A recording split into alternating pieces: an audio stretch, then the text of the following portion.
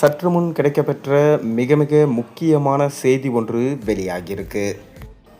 தாவேகாவிற்கு தாவிய திமுகவின் முக்கிய அமைச்சர்கள். ஸ்டாலின் அதிர்ச்சி.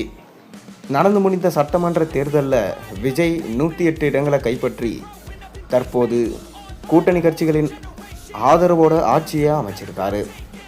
மேலும் விஜய் போட்ட முதல் 3 கையெழுத்தே திமுகவுக்கு எதிரானது என சொல்லப்படுகிறது. காரணம் பார்த்தீங்கன்னா 200 யூனிட் மின்சாரம் இலவசமாக கொடுத்தது, பெண்களுக்கு பாதுகாப்பான மாநிலமாக தமிழ்நாட்டை உருவாக்க நினைத்தது, அது மட்டுமில்லாமல் போதைப் பொருளை தடுப்பதற்காக ஆங்கெங்கே சிறப்பு பிரிவுகளை நியமித்திருக்கிறார் விஜய். மேலும் டாஸ்மாக் கடைகளை மூடியது, அதில் பாட்டிலுக்கு 10 ரூபாய் வாங்குவதை தடுத்தது, இது அனைத்துமே திமுகவுக்கு எதிரான செயலாக பார்க்கப்படுகிறது. ஆரம்பத்தில் உதயநிதி ஸ்டாலின் சட்டசபையில் எங்களுடன் நட்புடன் தமிழ்நாடு முதலமைச்சர் இருக்க வேண்டும் என கோரிக்கை வைத்திருந்தார். ஆனால் விஜய் சைலண்டாக இருக்கிறார், அவரால் எதுவும் செய்ய முடியாது என நினைத்ததுதான் தவறு. தொடர்ந்து இந்த ஒரு வாரமாக விஜய் இறங்கி அடித்து கொண்டிருக்கிறார்.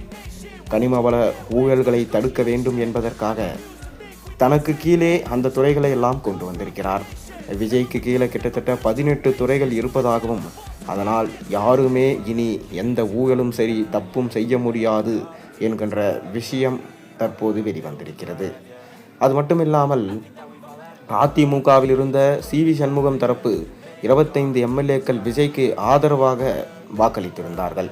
ஆனால் அதிமுக தலைமை எடப்பாடி பழனிசாமி அவர்கள் கட்சி தாவல் தடை சட்டத்தின் கீழ் அவர்களை பதவி நீக்கம் செய்ய வேண்டும் என மனுவை அளித்திருந்தார். அதில் தற்போது உயர்நீதிமன்றமே விசாரித்து அதற்கான உண்மை நிலைகளை அறிந்து அவர்களை தகுதி நீக்கம் செய்யுமா என்பதை பொறுத்திருந்து பார்க்க வேண்டும். ஆரம்பத்தில் ஸ்டாலின் மற்றும் எடப்பாடி சேர்ந்து விஜயை கவுக்க வேண்டும் என்பதற்காக கூட்டணி போட்டு எடப்பாடியை முதல்வராக்கலாம், உதயநிதியை துணை முதல்வர் ஆக்கலாம் என திட்டம் தீட்டினார்கள். ஆனால் ஸ்டாலினின் எந்த திட்டமும் பலிக்கவில்லை. தொடர்ந்து தாவேகாவுக்கு ஆதரவாக அதிமுகவின் தரப்பு செயல்பட்டதால் எடப்பாடி மிகவும் அதிர்ச்சி அடைந்தார். மேலும் சட்டசபையில் இருந்து வெளிநடப்பும் செய்திருந்தார். உதயநிதியும் தற்போது சனாதன தர்மம் என தனக்கு சம்பந்தமே இல்லாத பேச்சுகளை மீண்டும் சட்டசபையில் ஆரம்பித்து விட்டார். இதனால் உதயநிதியால் சரியான எதிர்க்கட்சி தலைவராக இருக்க முடியாது என சொல்லப்படுகிறது. ஆரம்பத்திலிருந்தே உதயநிதி ஒரு பொம்மை போலதான் செயல்பட்டு கொண்டிருந்தார். அவரை நினைத்து ஸ்டாலின் பலமுறை வேதனை அடைந்திருக்கிறார். ஏற்கனவே ஸ்டாலினே பொம்மை முதலமைச்சர் தான் என நாடே கூறிக்கொண்டது. அதனால்தான் கலைஞர் ஸ்டாலினை வரவிடாமல் செய்து அடக்கி வைத்திருந்தார். ஆனால் தற்போது ஸ்டாலினும் அவரது மகனும் வாரிசு அரசியல் செய்வதால் தான் மக்கள் தங்களது ஓட்டுகளை மாற்றி செலுத்தி. ஆனால் தற்போது திமுக மாவட்ட செயலாளர்கள் கூட்டத்தில் தாவேகா ஆட்சியை கலைத்து விடலாம், அதனால் எப்போது வேண்டுமானாலும் ரெடியாக இருங்க என திமுக முன்னாள் அமைச்சர்கள் கிட்டையும் சொன்னதாக செய்திகள் பரவி கொண்டு வருகிறது. அது மட்டுமில்லாமல் சத்தமே இல்லாமல் உதயநிதி தனது மருமகன் சபரீசனின் பெண் நிறுவனத்தை கலைத்ததும் பெரும் பேசும் பொருளாக மாறியிருக்கிறது. ஆரம்பத்திலிருந்து பெண் நிறுவனம்தான் மீடியேட்டராக செயல்பட்டிருக்கு. திமுகவில் இந்தந்த விஷயங்களை செய்ய வேண்டும், இந்த அமைச்சர்களை இங்கு போட வேண்டும், இங்கு இதை செய்ய வேண்டும், இதை பேச வேண்டும் என அனைத்து ஆலோசனைகளையும் கொடுத்தது பெண் நிறுவனம் தான் என சொல்லப்படுகிறது. ஆனால் பெண் நிறுவனத்தின் ஆலோசனையால் தான் திமுகவுக்கு இந்த நிலைமை என தற்போது ஸ்டாலினுக்கு தெரிய வந்துள்ளது. அதனால் உதயநிதி அந்த நிறுவனத்தை கலைத்து விட்டார், சபரீசனையும் அடித்து துரத்தி விட்டதாகவும் செய்திகள் வந்து கொண்டிருக்கிறது.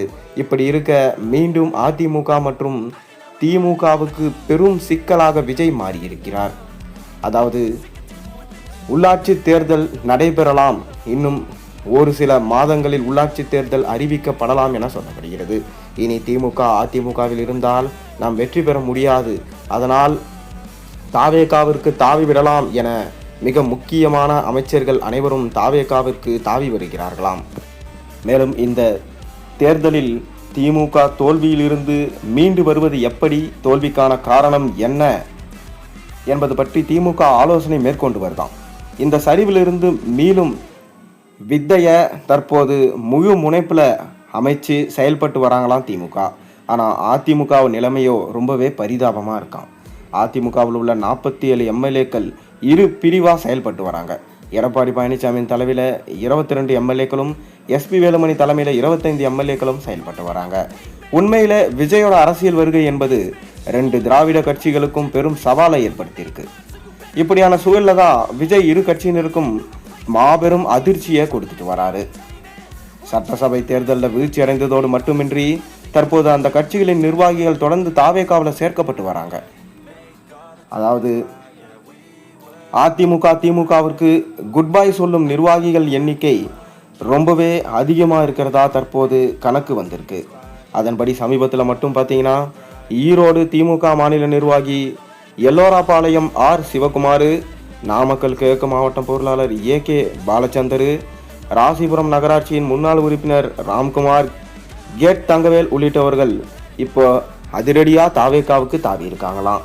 அதே போல் அதிமுகவை எடுத்துக்கொண்டா முன்னாள் அமைச்சர் KV ராமலிங்கமும் அமைச்சர் KA செங்கோட்டையன் முன்னிலையில் தாவேகாவில் சேர்ந்திருக்காரு.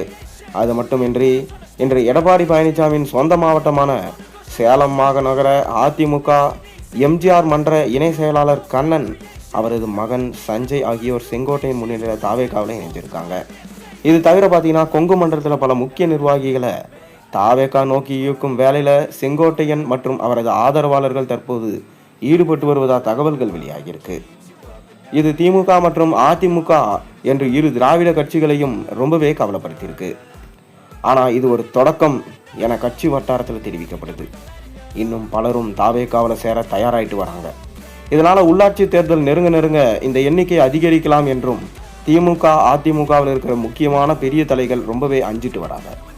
இது பற்றி அந்த கட்சியை சேர்ந்தவர்கள் என்ன சொல்கிறாங்கன்னா, உடனடியாக உள்ளாட்சி தேர்தல் அறிவித்தா சட்டசபை தேர்தல் வெற்றியை உள்ளாட்சியிலும் தாவேகா பெறும் என பலரும் நினைக்கிறாங்களாம்.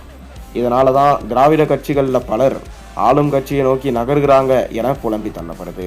அது மட்டும் இல்லாமல் ஸ்டாலின் அவர்கள் என்ன சொல்லியிருந்தார்னா, எதனால் நம்ம தோற்றோம், அதற்கு முக்கிய காரணம் யார், அதை உடனே கண்டுபிடிங்க, அந்த உண்மையை கண்டுபிடிச்சாதான் நம்ம அடுத்த கட்டத்துக்கு நகர்ந்து தாவேகா ஆட்சியை கலைக்க முடியும். அப்படி கலைச்சாதான் நாம் ஆட்சியில் உட்கார முடியும். மேலும் நாம் செய்த ஊழல்கள் அனைத்தும் பட்டியலிட்டு வெளிவந்தால், விஜய் மட்டும் வெள்ளை அறிக்கை வெளியிட்டு விட்டால் நாம் எதிர்காலமே இல்லாமல் போய்விடும்.